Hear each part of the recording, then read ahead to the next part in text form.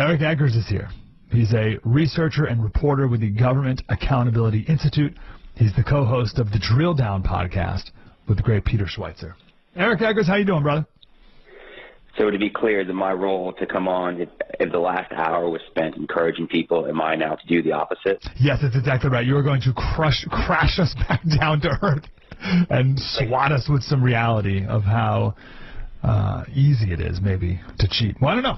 We'll see. We'll see if you if we think it's easy to do this or not, and if they would ever stoop to such a low, Eric. you don't. Yeah. You think people would? Absolutely they would. I mean, I actually wrote a book in 2018 called Fraud: How the Left Plans to Steal the Next Election. And that was, obviously before COVID.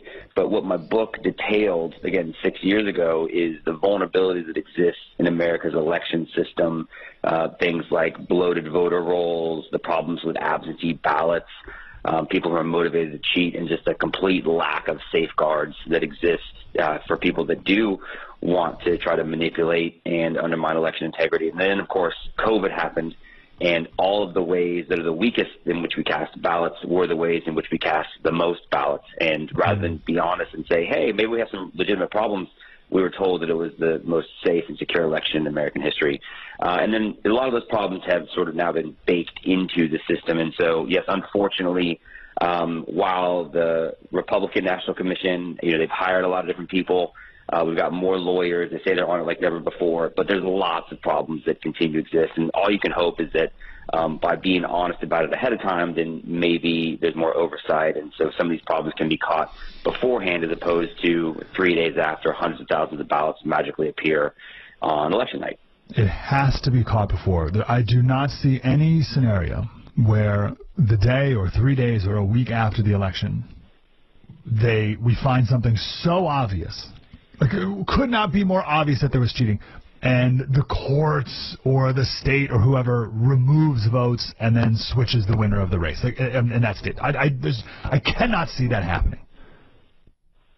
No, I think you're right. And unfortunately, that's where problems like the fact that you have lots of fraudulent names and voter rolls, I think that's one of the biggest things. To me, that's where the focus should be. Because to your point, once a ballot is cast, there is nothing that connects a fraudulent ballot to a fraudulent voter, because the ballot's disconnected, right? So you can say, hey, we believe that, thousands of legal votes were cast, but no one's doing that analysis in real time. All they're focused on is counting the ballots and then declaring the winner and then silencing any dissent, because the threshold after the election is so high that it is almost impossible to do anything about it on the back end, which is why the work that the lawyers are doing on the front end to say, hey, we see hundreds of thousands of fraudulent registrations here. Can we please do something about that? And you have to be willing to fight the claims of racism and voter suppression. I mean, Mike, remember this, right? So 2020 happens. Everyone's like, hey, we had a lot of problems. We don't think that the fact that, tens of thousands of votes popped up overnight in these 5 swing states, and that happens to swing elections, that doesn't seem ideal. So take some preemptive steps about it. And Georgia, for example, said, okay, well, we're going to pass an election reform bill. We're going to put a couple of safeguards in place because we know we're one of the states that people raise concerns about. So one of the things we're going to do is we're going to say, hey, American elections are supposed to be intentionally sterile. Like, they're supposed to be politically sterile. It's just the voter in the ballot box. We don't want people near them trying to influence them. So we're going to say no political literature anywhere within 500 yards of the polling place. That's the way it's supposed to be, and that's the way it's going to be now. People lost their minds. They made the Major League Baseball All-Star Game move from Atlanta. They tried to get Coca-Cola and Delta to leave Georgia because it was so racist to consider that we have to have intentionally politically sterile environments for elections. People couldn't have it. So, that's the atmosphere that this conversation is taking place in. And it's, just like summer of 2020, it's like one of those, people are just looting because this is what we're doing. 2021, we're just going to move the Major League Baseball game because, of course. But, in hindsight, you're like, no, that's ridiculous. But it's the thing that happened, and that's how we do elections. Yeah, I remember, was this the whole Joe Biden calling it Jim Eagle? Because it's even worse than Jim Crow. It's Jim Crow 2.0. It's Jim Eagle. But and I remember the hit. So you had you brought up the no campaign literature. I remember the spin of, in Georgia they won't let you drink water while standing in line. You're like, what?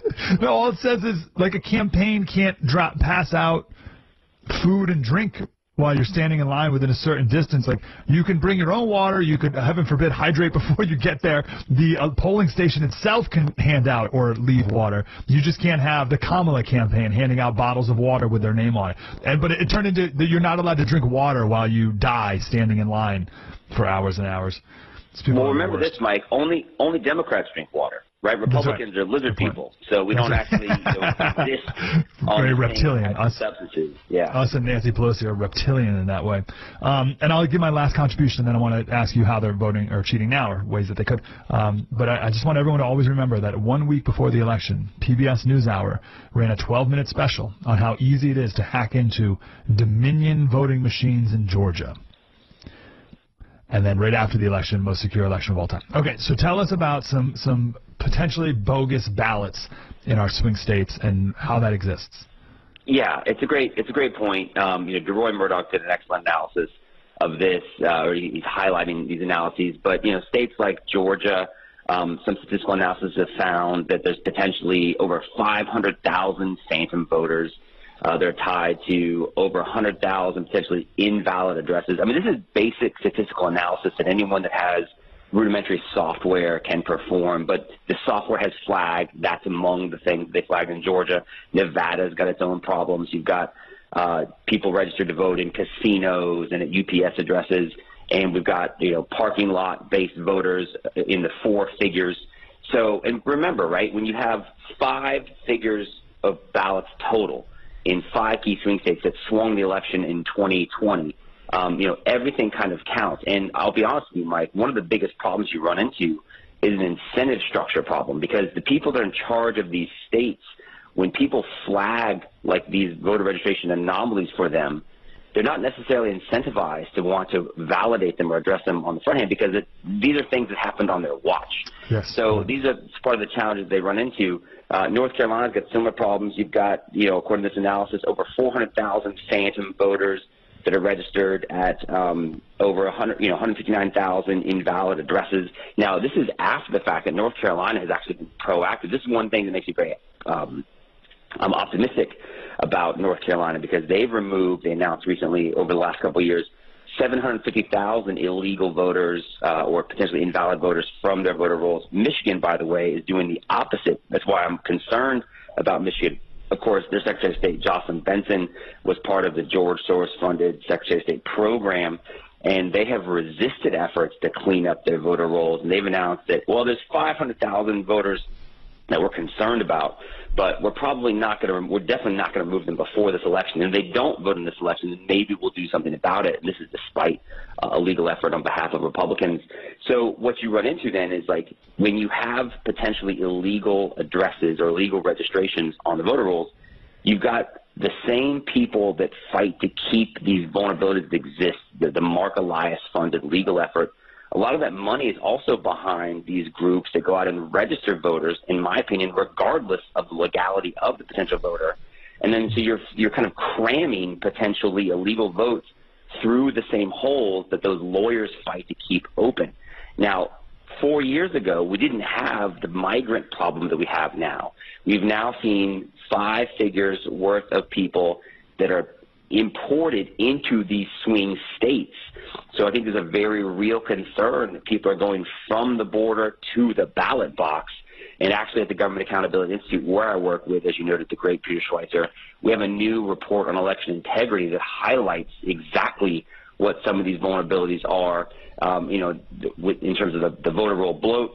This, by the way, Mike, is not something that only conservatives talk about. There was a 2012 Supreme Court case in which the Supreme Court cited Pew Center statistics that said 1 in 8 voter registrations in this country are wrong or flawed in some way. So, and this, there's lots of reasons for this, including administrative neglect. It's not necessarily all intentional, but it's absolutely something that can be exploited by bad actors. And when you consider what's perceived to be the unique and historic existential threat that is Donald Trump, there's not a motive problem on the left to manipulate the outcome election in whatever way they see fit. Well said. Eric Eggers, he is at the Government Accountability Institute. So walk us through one of these illegal aliens who came into America a couple of years ago. So he's had plenty. This person's had plenty of time to get a driver's license or whatever. How does that person potentially?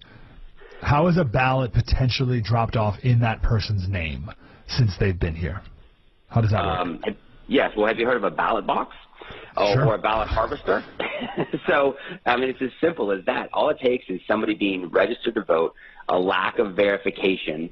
I mean, the state of Nevada, for example, has already admitted that they have over 3,000 non-citizen votes that have been cast in the last 4 years. And they've done a reactive kind of scrubbing of the voter rolls, and they went back and found these people on the ballot and said, oh, okay, well, I guess we should take this person off. And it turns out they voted, and that's not necessarily something they're going to highlight as, oh, sorry, we messed up.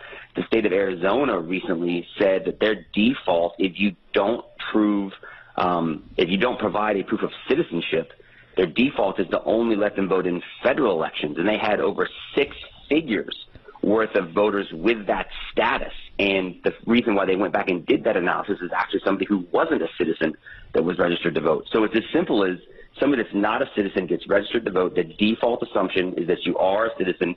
They don't make you provide a proof of citizenship when you get registered to vote.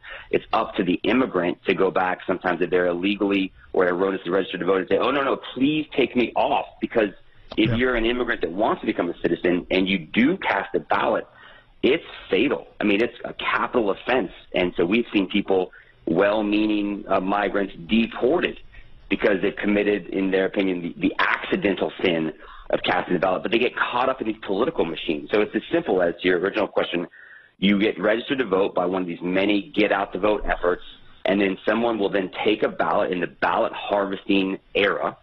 They can request a ballot on your behalf. They then take you the ballot. They help you fill it out. And then in many states, you're now allowed to take that ballot and go deliver it on this person's behalf. So it's much easier, unfortunately, than people want to believe. So, by the way, I'm looking up that story about the 3,000 in Nevada.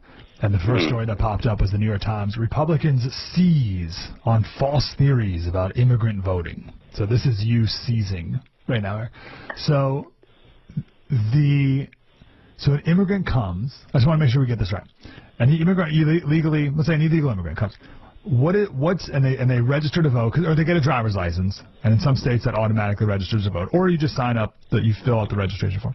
What safeguard is put in place in any of these steps along the way that at least they're trying to prevent this person from voting illegally? Whether it works or not, we can chat about. But are there any safeguard attempts? Yeah, those would be our good friends at the DMV. So you get, because of our motor voter laws, when you get your driver's license, as you noted, the default is to, like, the DMV person's not allowed to say you're not a citizen. The DMV person's not allowed to ask for proof of citizenship.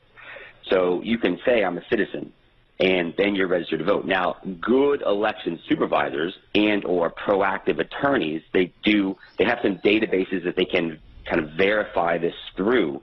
But this is one of the concerns with things like same-day voter registration or last-minute voter registration efforts, is that a lot of times the time doesn't exist to then do an analysis and do that comparison. So ideally, good election supervisors will perform this analysis, but it happens not as regularly as you think. And in the last stages of an election, which we're now in, that analysis happens far less than it should. So they register to vote. They say, yes, I'm a U.S. citizen. They get mailed a ballot? Sometimes, by the way, sometimes they are registered to vote, right? I mean, it's not necessarily somebody proactively going to the voter registration effort. Consider this, Mike. You remember the first thing that happened, one of the first executive orders that the Biden administration signed in March of 2021. It was, in the name of our country's unfortunate history of racial oppression, we're going to leverage the full might and power of the federal government to use every federal agency to register to vote. So, we have Health and Human Services are going to the people that access their services. You've got the Department of Education getting people that they're paying with Pell Grants to register people to vote on college campuses. HUD is registering people to vote, or at least providing them literature to vote when people that live in these housing developments, public housing. People that are on food stamps, SNAP, the Department of Agriculture is ordered by the Biden administration to go out and register people to vote as part of this executive order. And oh, by the way, when people of Congress say, hey, can you please come tell us what it is exactly you're doing under this executive order, they're being stonewalled. You've had the U.S. Marshals say, hey, look, we've been ordered by the Bureau of Prisons to stop going after bad guys, and we now have to make ways for people that are in prison to cast ballots in Mississippi. And oh, by the way, we're concerned because we think this may actually lead to illegal votes being cast. So there's an all-out effort to get people registered to vote. So all that to say is it would not be challenging for an immigrant when you look at the amount of money and effort we give people that are coming to this country. We're trying to get them relocated, sometimes often at the expense of money that might go to, like, hurricane victims in North Carolina. But that's a different story. But then we're saying, hey, here's all these different federal services that you have access to. And, oh, by the way, these same federal agencies have been mandated by the Biden administration to provide people with lots of literature to vote. So, yeah, it's a whole-out effort to do this. Wow. So, yes, they encounter one of these people. They then get registered to vote. Their name goes on a voter roll, and it's up to somebody to perform this analysis, which is why you're seeing statistics like you are about 6 figures in these key swing states of potentially erroneous voter registrations. And then it's just about, can these political machines get a ballot to these potentially illegal voters? That's why you hear this language in 2024. It's not about going after voters. It's about going after ballots. Yes. All right. Let's go over some numbers here just so everyone knows. Let's just pick, let's do Michigan. So so that's all the illegal stuff. But then there's also just other shenanigans. So voters who moved out of state. I should say shenanigans that can be taken advantage of. That's exactly the right language to use. Yep. Voters who moved out of state in Michigan, 162,000. So what's the idea? Like, so I moved out of California. I don't remember, like, telling California that I moved. I certainly didn't tell the DMV, right? So I'm probably still on the voting rolls there or something. So there's people who are still on the voting rolls in Michigan who at that address will receive a ballot, or how does that work? Yeah, well, it depends on if the state is one of the states that mails everybody a ballot, which some states do. Now, I don't think Michigan is one of them, but that's where the push to mail everybody a ballot in 2020 was flagged, because they're like, wait a minute, there's lots of people who don't live here anymore, and we're just going to mail these people ballots. By the way, Mike, it's funny because when I did the research for my book, I remember finding people who were registered to vote in more than one state, and I talked to one of them. I said, well, wait, you're registered to vote in maybe 3 different states because you might own property there, or you used to live somewhere and then you moved. And I said, why didn't you tell them that to take your name off the voter roll because you've helped create, part of the problem? And they go, well, it's none of their business. So conservative mindset and, like, wanting the government to not be aware of what they're doing has kind of accidentally contributed to this. But to the point of, like, is this something that people take advantage of? The answer is absolutely. One of the statistical analysis and studies we did that my book was based on was we went out and gathered all the voter roll data that we could from the 2016 election, and we ran it through, like, credit card databases and everything else. And what we found is that over 2,000 people – I live in Florida – over 2,000 people cast a ballot in the state of Florida and then cast a second ballot in a different state. Wow. And, I'm old enough to remember the 2000 election in which a presidential election swung on 537 votes cast in the state of Florida, back when Florida was a swing state. So the point is, statistical analysis can show that, those are 2,000 illegal votes in one of those states, right? So illegal votes absolutely happen, and they happen partly because of the bureaucratic, administrative error and bloat that exists on the voter rolls. The voter roll errors are the gateway by which illegal voting occurs, there's no doubt. Yes, and I would say those errors are on purpose, or at least not fixed on purpose. Purposefully not fixed, to say the least. Okay, we could chat forever about this, and I want everyone to go read your book, Fraud. But let's wrap up with what can we do? What can we do now with 20-something days and 24, and how... If the results come back in Michigan, right? So the polls are, Trump up by whatever. And the result, same thing happens in 2020 where all of a sudden a pipe breaks and then they come back and Kamala wins Michigan. We're like, what? What do you do? What's your preemptive suggestion on what we do? Well, Mike, you've made it very clear that my job is not to inspire, encourage. you've made it very clear that I'm like the emotional heroine for your audience. So I want everybody to kind of just like, it's like a big audio. I think that, look, I think just being able to be honest about the conversation is step one. Because remember what happened in 2020. You know, you could raise issues on the front end, and then the election happens, and all those votes came in, and then big tech like shut everything down, and we were told that this was the safest and most accurate and most secure election in American history. By the way, by the same people that told us that Joe Biden was cognitively like at his peak. So, I mean, I think one thing is 4 years later, we now know, hey, they lie to us, and the stuff that they tell us isn't always accurate. So I'm encouraged about that. I'm encouraged about the fact that because there is free speech on platforms like Twitter and X, that people are able to raise issues proactively. I do believe that Republican election officials, they've learned a lesson from 4 years ago. Number one, they're going to play by whatever the rules appear to be.